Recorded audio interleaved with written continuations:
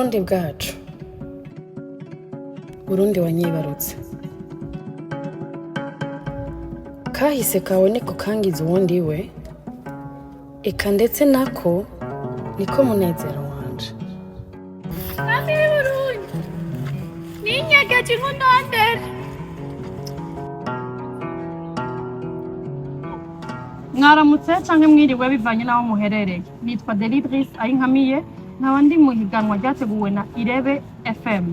Nashaka kubatumirira ku itariki 13 muzoze muri benshi kudushigikira, ibirori nyavyo bikaba bizobera muri Arena. Murakoze.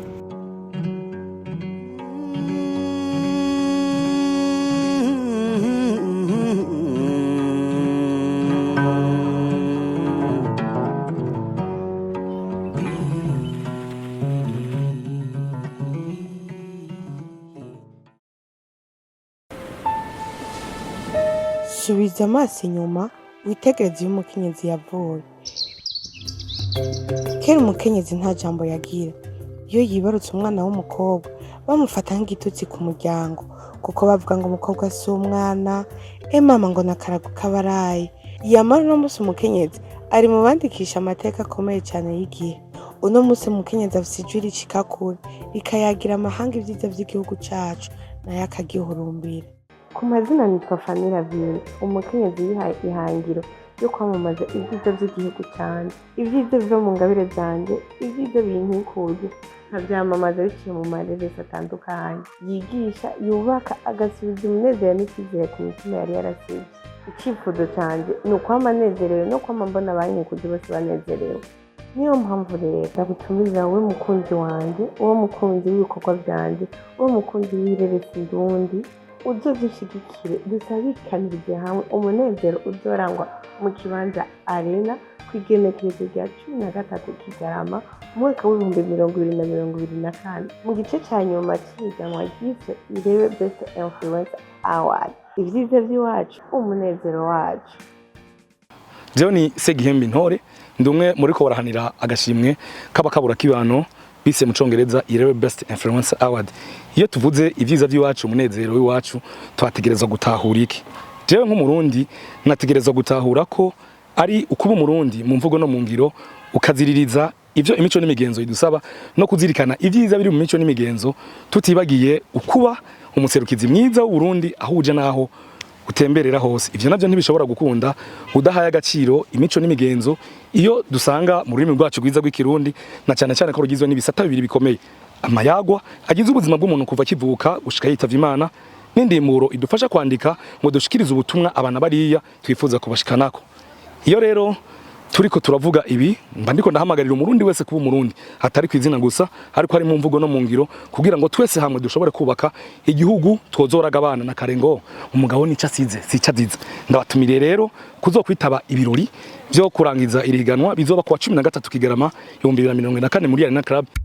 Mwaramutse canke mwiriwe bivaye naho muherereye. Amazina yanje nitwa Duimana Issa, nkaba ndi umumanika, benshi bakabanzi ku izina rya Issa Tiam. Nkaba ndi muri competition ya Irebe The Best Influencer Award. Umwuga wanje ni wo kwamamaza ivyiza n'umuco mu Burundi. Nkuko kuva na kera abarundi bamwe bisengije akaranga, barambara bakabegwa bakurikije imico y'ikirundi, bakarata igihugu cyabibarutse. Mu myambaro natwe tukavyamamaza duciye ku rubuga ngurukanabumenyi, bigakwega ingenzi kuraba ibanza vy'iratiro n'abarundi beza. Nkabashaka kubatumira kuri final kuri Arena uyu mwaka nyene itariki 13 Kigarama. Merci beaucoup. Amahoro neza, ku mazina yanje nitwa Jado Nkurunziza, nkaba nitaho gukingira ibidukikije. Ndumwe mu bari mu higanwa rya Best Influencer Award ritunganijwe n'isamirizi Irebe FM. Ibidukikije utavyitayeho ntibikwitaho, uravyirengagiza bikakwirengagiza. Fashe kano kanya kugira nshimire umwami Mwezi Gisabo yaharaniye ibidukikije muri kino gihugu cacu. Naco gituma nanje kuva ndi umwana nahagurutse n'ababanyi n'abagenzi n'abanyeshuri twigana, turahaguruka kugira iki gihugu kibe ciza kurusha nko twagisanze. Ivyiza vy'iwacu, umunezero w'iwacu, dutegerezwa gukorera igihugu catwibarutse mu gihe tukiri ugwaruka. Tukaba dushaka dutumirire abarundi n'abarundikazi kuza mu higanwa rirangiza irino higanwa bizoba itariki 13 z'ukwezi kwa 12 muri arena kuva isaha 2. Coucou guys, into Nadej Kimana, mwese muzi ko kimna na makeup, nkaba ndi makeup artist, ndi mu higanwa rya Best Influencer Award ryateguwe na Irebe FM. Teme y'umwaka ni ibyiza byacu, umunezero wacu. Numvise iyo teme nka ingoma of course. Ingoma nico nibaza ko dufise i Burundi twokwiratira n'amakungu yose adushimira kitunezereza. That's why nagize ibintu nk'ibi maso. Hama nkaba nabikoresheje n'amahari de bon naifisi navuze peinture ngaho mu Burundi zo gushaka umubiri. Donc je suis fière de moi en gros. Hanyuma nagomba kubatumira le 13 décembre muri Arena muzoze kudusutena muri finale. Voilà, merci beaucoup. Ekusani Imana yakungabiye Barundi kazi mumeze gute? Je nitwa Landry Promoter umugango mutananirwa. Benshi mbamaze gufata icayi cy'u Burundi baravuga neza yuko icayi cacu ciza cy'u Burundi kiri mu vyayi biryoshe kwisi. Icayi cyo mu Burundi ntande hano wogisanga atari mu Burundi, bisigura yuko Uburundi bwacu bwiza bufise ibibanza vy'ishiratiro na cyane cyane bikagira n'ivyiza vyinshi. Jewe nisunze icayi twese twama twumva abanyagisagara abanyamahanga cyangwa abandi barundi benshi bakunze kumucaye batazi mu byo gikorwamwe.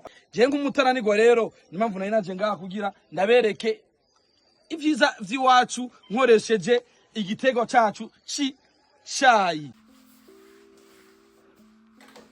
You ready? Yeah. Action. On fait avec les moyens du bord. Coucou le monde, c'est Mona Walda ou Mokenzi. Par Iziza Diwachu, Munezero Wachu, j'entends bien sûr la culture, les valeurs du Burundi Kazi. Mugabo, j'entends aussi le peuple burundais. Pourquoi le peuple burundais? Parce que niyo yashikanya Rwandi, Konandi Mokenzi no munsi. Ni kubera afise abarundi benshi baba mu Burundi canke baba hanze y'igihugu bashoboye kusapotinga bakashigikira. En 2016, la compétition Miss Burundi m'a ouvert les portes de l'influence. J'avais été élue première dauphine. J'ai pu enchaîner des partenariats. J'avais une chaîne YouTube où je montrais ce qui se passait, à quoi ma vie ressemblait. Et ça plaisait beaucoup à la diaspora, je pense, parce que ça les aidait à se retrouver et à se rapprocher peut-être du pays. Ndashobora guserukira igihugu mu mahanga en tant que Miss et en tant qu'influenceuse. Aho hose akaba ari amavoti yanyu yahanshikana, ndumva ko ico nduno munsi ari grâce à vous. À ce jour, nkaba ndi umuririmbyikazi w'umurundikazi, et pour moi la musique est très importante car je considère qu'elle procure du bonheur aux gens. Kuba muri abo bantu rero bashobora kuba batanga umunezero ku bantu, mais c'est vraiment incroyable. Je suis finaliste muri compétition ya Irebe Best Influencer Award. Nkaba keneye kandi ko munshigikira et je compte sur vous. Le final se tiendra à l'Arena le 13 décembre 2024. Karibu mwese.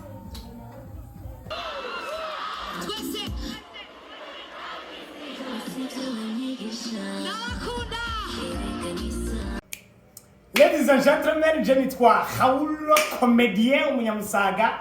Ariko rero burya nasanze imibiri yacu iradusuzugura. Wazi ko umubiri wacu ari ikintu cambere kigayana. Nico kintu cambere gishobora kutugaya. Kuko abantu bisiga mu korobo barabizi ingene hariho amaparti amwe akubwira ati uri mu biki wewe. Ibintu bikurangira n'ibiki wewe. Ndakwanyiye ndakubujije jewe ivyiza vy'iwacu no munezero wacu udukonongo inyuma y'amatwi ijisho ry'ikirenge naha murabizi yuko nawe wasiga mu korogo ho ni hawe ntibumva harakubwira ati umvirize gezaho urakugaye wo mubiri wawe kandi utagusumbya n'amashuri. Nuko rero ndabatumiye cyane muri Irebe Best Award izobera muri Arena le 13 décembre. Muze mushigikire umunyamusaga ujya mwana abandi no mwico nabo. Murakoze. Imari Zanje, c'est votre Imari préféré Sexy Love. Je suis ici pour vous parler de ma relation amoureuse avec ma patrie. Tout ce qui me procure le bonheur dans cette patrie. Je suis tombée amoureuse de la culture. Je suis tombée amoureuse des lieux touristiques. Je suis tombée amoureuse de la nourriture. Je suis tombée amoureuse de la musique. Tout ce bonheur-là, c'est celui que je vous procure tous les jours sur ma page. Si vous voulez en savoir plus, si vous voulez voir comment d'autres influenceurs reçoivent ce bonheur de cette patrie que nous aimons tous, le Burundi, venez le vendredi 13 décembre à l'Arena dans la finale de IREBE Best Influencer. Merci. Ndabakunda.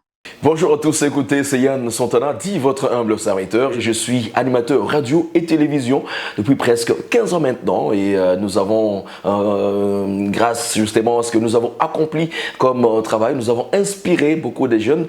Beaucoup de jeunes ont embrassé justement ce métier d'animateur radio et même télévision. Je suis également MC et aussi de ce côté-là, nous avons également inspiré, nous avons été une source d'inspiration pour plusieurs jeunes aujourd'hui. Voilà, donc d'ailleurs ça rentre dans le cadre même du thème Ibiza vy'iwacu umunezero wacu. Tugize amagara meza ntitwokwirengagiza akamaro k'imfungurwa ku buzima bw'umuntu. Munsi nje kuvuga akamaro k'izuba ku buzima bw'umuntu. Gako kumara iminota 10 na 15 bikwiye ku buzima bw'umuntu, irinde indwara nka kanseri. Muba murabaza abantu bagira depression kubera bama bazindukira ahantu hari imbeho irengeje n'ibitutwe bitagira izina. Tuvuze ko biri mu bituma haza ingenzi mu gihugu, mwotubeshuza kumbure muba mwibagiye ko bavuga ko bakunda kuza mu Burundi hari klima nziza, akazuba, akayaga ku kiyaga, ifungurwa zikinishasha, agafi kakiva ku kiyaga, akanyama kakibagwa, akajumu kadahwase, amateke y'amafiri. Ibyo byiza ndondaguye aho hejuru n'ahandi uzobisanga atari iwacu i Burundi. Yari umukunzi wanyu Yusa Keza, murakoze. Kimwe mu byo nshimira Imana nuko dufise igihugu ciza c'amata n'ubuki. Mu Burundi nico gihugu gifise umurisho w'ingoma kandi umeze neza. Ni bimwe mu vyiza vy'iwacu kandi nshimira Imana. Ndaguhe gahunda tariki 13 z'ukwezi kwa 12 muri Arena muri competition ya Best Influencer. Nzoba mpari, nitwa Army Pro the MC, ndi mwihiganwa ntora k'ikibanza ca mbere igihe cose ca mari gwanje. Hello fam, muraho neza, hope ko mwiriwe neza kandi muguwe neza. Amazina yanjye nitwa Mugisha Andy, ariko benshi bazi kuri Andy Breeze 35, nkaba ndi umudanseur professionnel ngaha mu Burundi. Ego. Hama ibiza by'iwacu, umunezero wacu mu Burundi ufise ni byinshi cyane.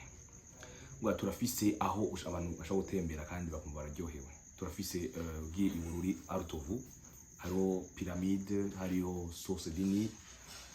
Hama usimbiye Igitega Gishora barakoraho ingoma kandi umudiho waho ukundwa n'abarundi n'ingenzi ziza gutembera mu Burundi. Dufise ibintu byinshi cyane, turafise ibiyaga, turafise Lac Tanganyika, turafise inzuzi. Hama tugiye kuri Lac Tanganyika tukagiramo imikeke, indagara. Hama dusimbiye naho mu biyaya turafise ipama n'ibindi byinshi. Mu misozi naho turagira ikawa, turagira icayi n'ibiterwa byinshi bihabera aho. Reka mpereze ko ndabatumira umunsi wa 13 December muri Arena. Muzoze abantu mukunda ibikorwa vyanje, abantu mukunda Andy, muzoze munshigikire. Karibu cyane, murahawe ikaze.